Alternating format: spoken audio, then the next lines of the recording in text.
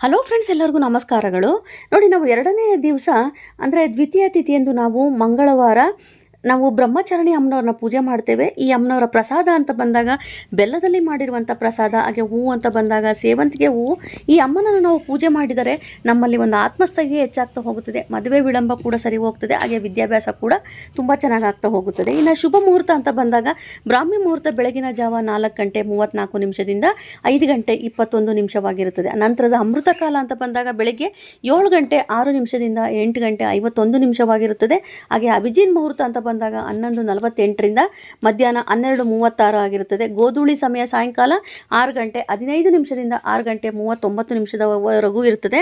ಹಾಗೆಯೇ ಈ ಅಮ್ಮನವರು ನಾವು ಪೂಜೆ ಮಾಡೋದ್ರಿಂದ ಖಂಡಿತವಾಗ್ಲೂ ನಮ್ಮ ಜೀವನದಲ್ಲಿ ತುಂಬ ನಾವು ಬದಲಾವಣೆಗಳನ್ನು ನಾವು ನೋಡ್ತಾ ಹೋಗ್ತೇವೆ. ಇನ್ನು ಅಮ್ಮನವರ ಬಣ್ಣ ಅಂತ ಬಂದಾಗ ಕೆಂಪು ಬಣ್ಣವಾಗಿರುತ್ತದೆ. ಅಂದಿನ ದಿವಸ ನೀವು ಕೆಂಪು ಬಣ್ಣದ ಸೀರೆಯನ್ನು ಹಾಕಿಕೊಂಡು ಪೂಜೆಯನ್ನು ಮಾಡಬೇಕಾಗುತ್ತದೆ. ಈ ಅಮ್ಮನವರು ಇನ್ನೂ ಹೆಚ್ಚಿನ ವಿಷಯವನ್ನು ನಾನು ನನ್ನ ಯೂಟ್ಯೂಬ್ ಚಾನಲ್ ಆದ ಸ್ಮಿತಾ ಮ್ಯಾಜಿಕ್ ಹ್ಯಾಂಡ್ಸಲ್ಲಿ ಹಾಕಿರ್ತೇನೆ.